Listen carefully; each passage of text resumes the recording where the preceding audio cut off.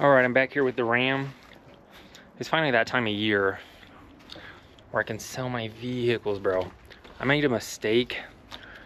I think I probably should have seen it coming. I saw the warning signs buying project vehicles in the middle of the year, thinking I could resell them and make some money. Because I couldn't sell them until tax return season. But every other shop ever doesn't buy project cars, and that's probably why. Because throughout the year, man, you can't put a motor in them and all that work and sell them for any profit. So time to get rid of these projects. I'm working on a few. I got the transmission underneath this from last time, so meanwhile I'm moving other stuff around. I've got another one of these projects in the back, sold, a motor on the way, person paid for the motor, so I've got to start that one this week, get the motor swapped in that. For the meantime, I want to get the transmission, drive shaft, everything put into this one, mounted up basically, so I can push this forward and work where this is at right now. Been using these copperhead gloves for a while, a few days. I've been liking them. They kind of shrink up and heat mold to your hand, and they're really tough to rip, so these might be my new go-tos for a while. I've got to get this arm off of the torque converter. It's the best way to put them on, in my opinion. I've tried wiring them in before, but the wire just flops around too much. So if you can bolt one in with like an arm or something. That one's got some advertising on it. I don't know if it's for the business that rebuilt it or not, but this is factory rebuilt. I don't need it now. I've just got to scoop this up into place.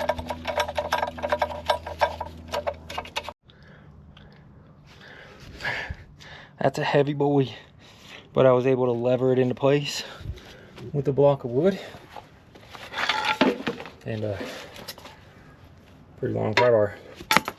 Well, I say into place. I've still got to push it onto that jack, but I got it onto the jack. Shouldn't be too hard. Yeah, no big deal. I just held this side up with my legs and scooted it onto that jack stand. Let's get it into place. I forgot I cut the exhaust too last time. I'm gonna need to order a clamp, fluid, some other stuff. So it's not gonna be running at the end of today, but I think it'll be movable. All right, I've got the top bolts put on. It's so much easier to do that when you don't have the bottom support on the transmission. Just took a break, and I'm gonna go ahead and drop this down now that I've got it on its own transmission mount. Should be able to support its own weight. I'm gonna just put a few things back in it. That drive shaft's still out. Tighten up a few things here and there. I'm gonna need to get a new transmission oil cooler. What was that other thing I mentioned? That clamp, the oil. There's a few things I need to get it running. So it's not gonna be running today, but it will be pushable in 20 more minutes. All right, that's gonna do it for now. I have to put the starter in. That heat shield if I want to. I'm not sure if I want to right now. Dust shield. Is there a good reason I should put that on? I haven't put it on some of my vehicles in the past. Kind of just like being able to look and see the torque converter, but I don't think it makes a difference personally. Drive shaft's tightened up. The bolt in that bottom part of the mount's not. Just like those lines. Just like that heat shield for the muffler, just like the starter, just like the new oil cooler, and what else? One other thing. I'm tired. I can't even remember. I'm super tired. Been a couple hours. I'm worn out. I'm gonna go take a break. I'll probably just clean this stuff up later today, but I think I'm gonna move on to a different project in 30 minutes or so. So I'll finish this one up. It's movable now. In a couple days, gotta order some parts. All right, guys, I've been pretty, I'd say, busy for a week or two thinking about this. The video didn't come out as soon as I wanted, but the transmission got replaced as soon as I wanted. It only took another day, a couple days later, to get that transmission in there. I should just go grab the key and show you, but that transmission's messed up, yo. Okay, it spit out probably 2 gallons of transmission fluid. Can you see how wet this is? That oil was not there before. Bruh. First off, the fan clutch on this thing's a little weak. I knew that when I got it from the customer. I told them they needed to replace it before we knew the transmission was bad. I'm saying that because it's hard to get this thing warmed up, the level checked while it's warm and not overheating. Regardless, it never got all the way to the full mark while it was warm.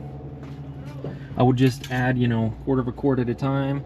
Wasn't on the dipstick, was barely touching the dipstick. It was starting to get up to it, and it started to get warm. And then out of nowhere, it just starts spitting all the fluid out, which I know is what happens when it gets, that doesn't even happen when it gets overfilled. I wish I had a video. It's, look, all of this on the ground there came from this dipstick sitting in the same spot. It threw that fluid 10 to 15 feet out of that dipstick hole. That's how hard it's bubbling in there. It's like starting to get full. It gets to a point where you're just filling it up, and then it just starts spitting everything out crazy. I just don't want to do it again. It's making a huge mess. So anyways, this transmission that took 6 months to get here in the first place, I talked to the manager at AutoZone. He said, yo, they said they'll send you a replacement, no problem. My worry is that going to take 6 months to get here? Like, they didn't even have one in the first place forever.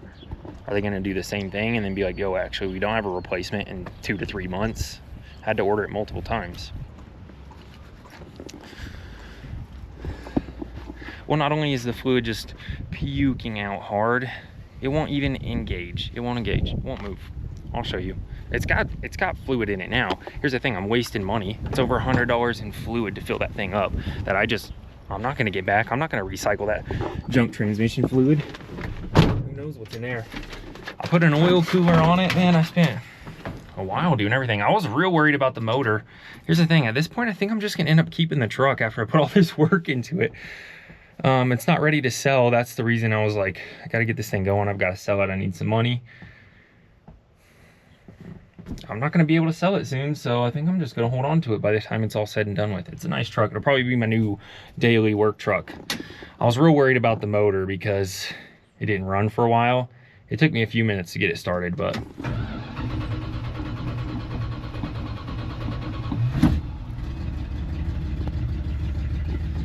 starts up and runs good.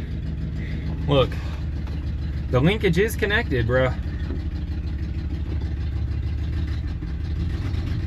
That's not neutral. We'll go all the way down to 1. Stalling her out.